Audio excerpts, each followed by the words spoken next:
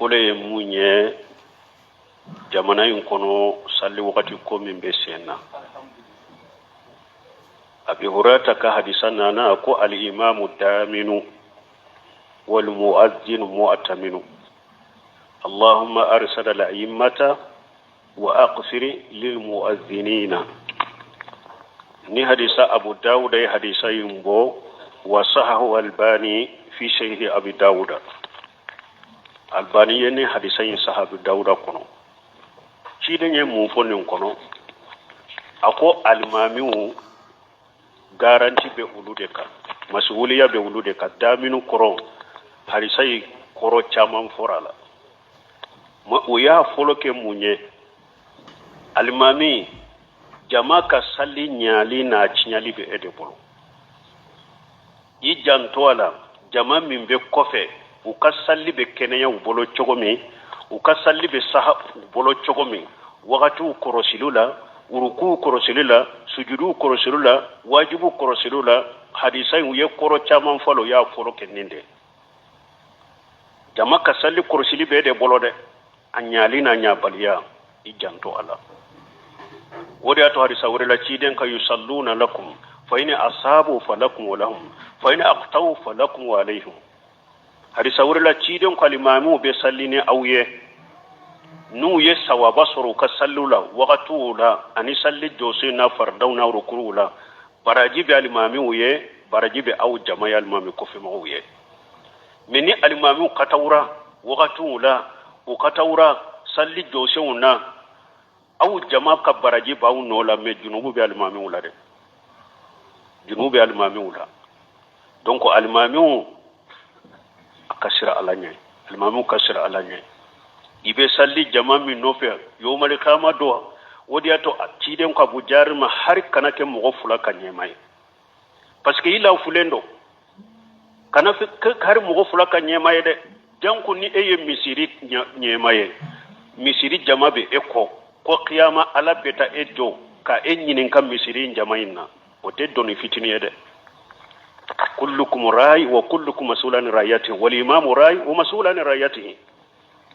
almami wa ka do genni kala de yawuye allah kolonte bola te koy fo qiyama la ka wunyinin kan nin jama'an nonu na de fo qiyama kan nyinin kan nin misiru la de donc salli waqti wanya fo tokomi sisa salli fana salli waqti bedo application nunun kono mbolo midi 46 12h46 salli watan salli fana wakati ba damina odela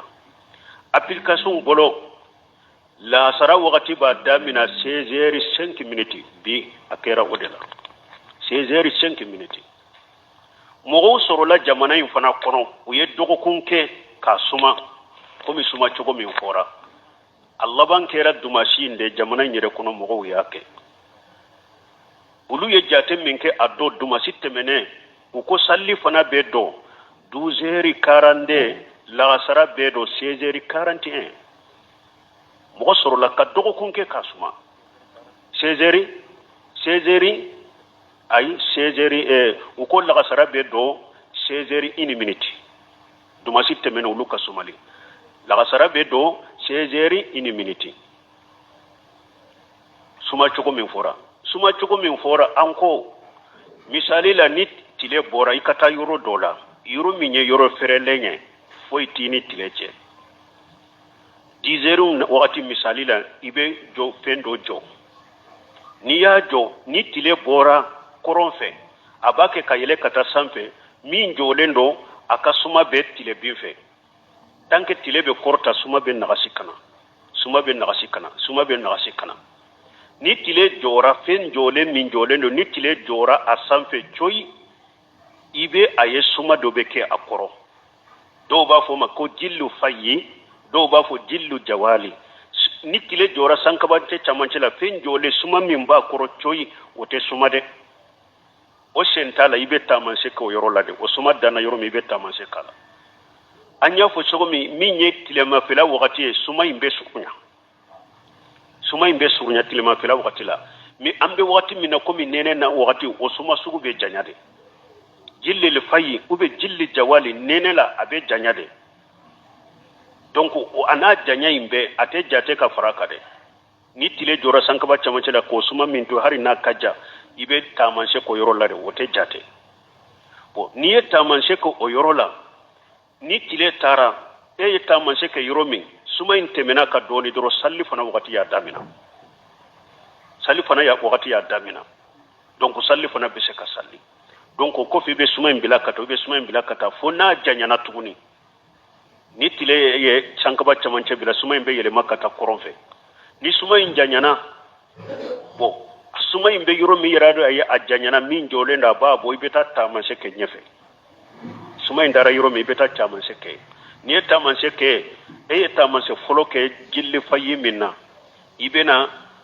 kala iye min jo iya jo yoro mi ba boti ka boye iye tamanse ke jilli fayi minna yoro mi ibena dai ka suma kata tere doina na ya bochoi salli fana wakati darai na ya asuma ya yere bonni suma chokola choi salli fana wakati darai ni doni farlaka la sara ya damina o jate mina de kera salla sara be do sisa bi adona 4h05 minutes 16h05 minutes wakati be do bodela bo anya fo chokomi ube anko nu ko stile be bo 6h abe bo 6h midi wakati ta kalajo bode jawaluye nu ko tile be bo 6h abe bi 6h midi piri e kata fendo jo ibe tile sura chama sampela la suma min ba korbe tamanse kala ni suma temeno la doni salli fana daminana no janyana ka yerebo salli fana dana o yorola ni doni faraka la sara ba damina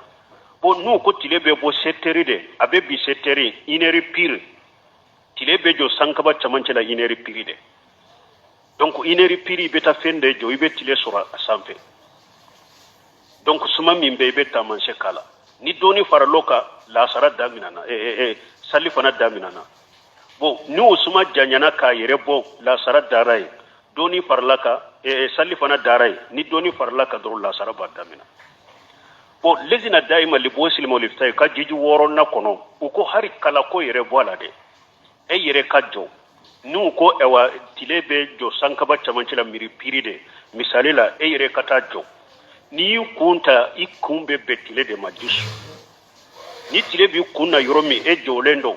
jawali wakati la suma min bi koro tamanse ko yorola ni tamanse ko yorola ko fe doni ina na joye tuguni iya hasoro tamanse ke yoromi nani ka joyoro suma temeno ka doni dro salifana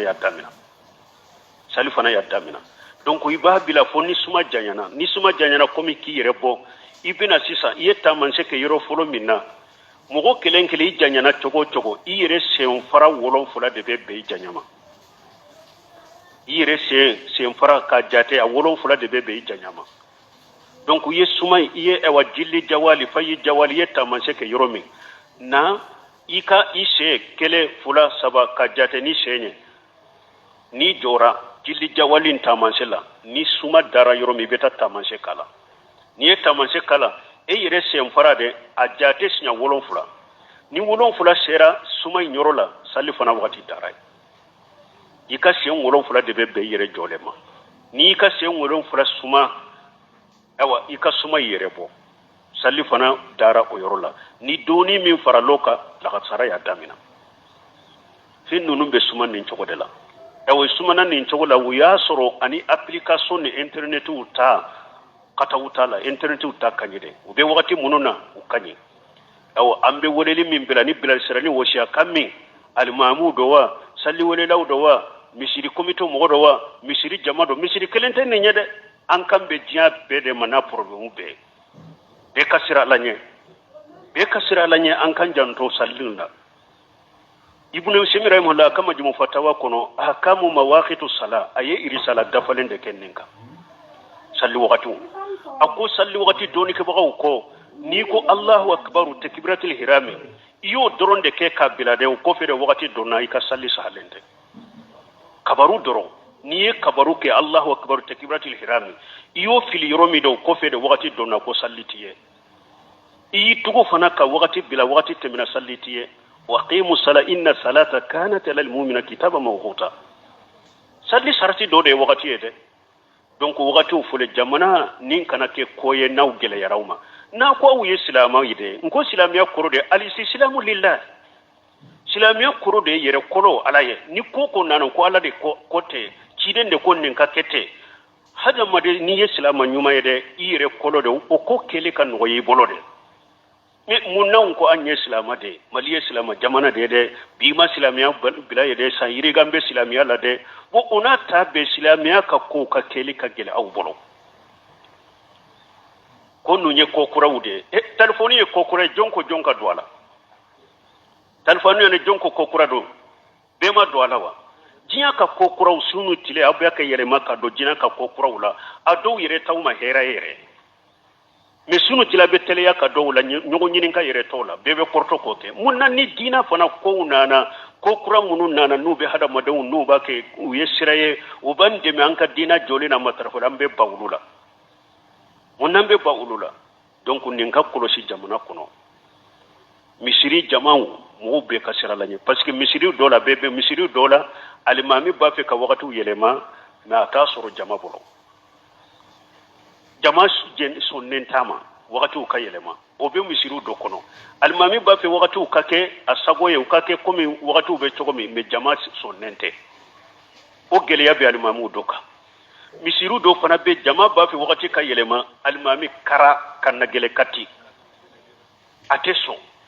o gele ya be misiru doka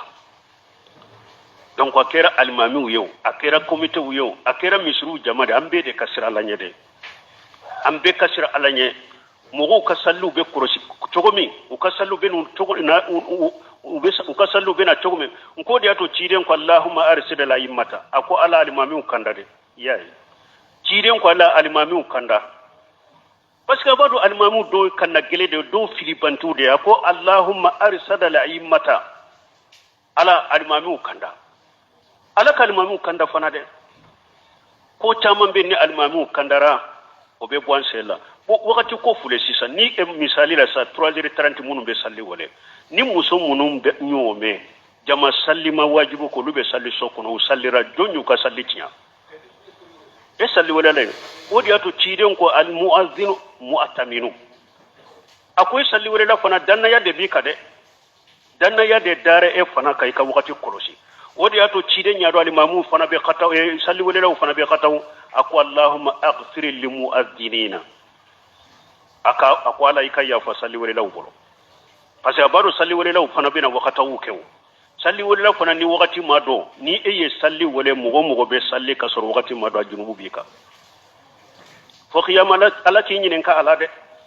donc ala ka hakilinu anda man kan janton nununa ala ka hakilima de jamana ma kayere ma jigi duma kayere kole dimmisiri mugo ma alimamina salli wala na jama a komite wo yoro ala ka hakilima anda mani ala nya saranya nambe nin dina ke bili inqiyad wal islam nambe nin dina ke ni yero koloye aniki yere di alama ala ko kanye ni nye foloye afulana kalandew delilita yoro wula ni nyidin kale chaman posera kalandew funa bo hadisa bin ni nawa hadisa ni ya doni kabo dokko be min fo awye qatabiye bila sirali de fo aka kitabu daminama maali musunani sarah abu daud maali musunani li qatabi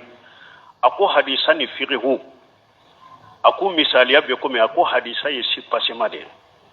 hadisa sahale ako sipasema de do ako fiqhu be ko me kogo munun be jo sipasema ka so de munun be do sipasema ka ako ni mo me hadisa be bolo yi sipasema hadisa be bolo fiqhu ti bolo fa muti bolo ako abe ko me mo me yi sipasema dila ka nyema so donjo joaka ima kogo joaka abe munke nafa jumambola akuni hadisa doni be min bolo fiqhu ti bolo ako abe ko mi ye sipasema dila me ima kogo joaka akuni mugo min fana ye fiqhu de do ite hadisa do ako abe ko mi fana ye bonjo me sipasema tala ako Allah banyamunye abe bide donc ako hadisa ni fiqhu a misaliya ninde hadisa sipasema de fiqhu ye de kogo munumbe joaka ni sipasema sorlay bolo kogo ma joaka fubi bolo ni eyi ka son yere jo fana sipasema tala afana laba nabi donc hadisa ni fiqhu te tanyo fede aya janto fuqaha ka kuma wala ni keso min posera sana ka fo ni nyakataw ye fuqaha ka kuma fiqhu ayatu laje ama yaqdirita istimbatu min kera sisa fuqaha be kuma fo ta fo nun kunye de ibasoru yu kadde lasama ka fale ka bo ayatu de la ubi hadisa do wodi atu mamur lamini sinqiti adiyan aw diwal bayanu tigi atiya bun salimu dellaka fo akwa dellaka leson de kalande ma dondola aye kalande unde kalande ndo de mamur lamini sinqiti aya nyinin ka keso do de da mamur lamini sinqiti ya jabi ko doni ke bawo ko tede kalande ko ne mi nyinin ka doni ke bawo ka kuma wala ne nyinin ka ciden ka kuma de la kire min tumba bolo na be sabili ke kalashi kono safu kono ka kalande kala aya kala kire da bora safu kono atile mu ma mo kala tile mu me aye kalande nyangi ma mo kala kalande to ko karase de ni la samma de akunne ba fuye ko doni ke ba ko kote e ba fu ko man ne nyini ka doni ke yi ciden ko est ce que doni ke ba be kuma ni kunkolo de ya akoy nyana doni ke ba be fendo fo ni de late minna ciden ka hadisala donc ambe min fo hadamadu hadisa ye sipasima de mais aye sagi kata fiqhu nunu made fuqa hawu nunu ka kuma nunu ayu fana nyanyine ku do de ni islamiyya sariya min fule ni qaida u de bala usulu do de be qaida u do de be ulu fana ni hadisa ko te nyogo sirala de wodi atum mo ni ko ka keso jabi ke hadisa nyemmi nya hadisa la mi bada be bla kata wala de fuqa hawu nunu ka kuma ka koroshi katabi yode fo fiqhu ani hadisa uteta nyugo ngode donc antumbe nimbila sirali fona fo moye admin kali to abe continue la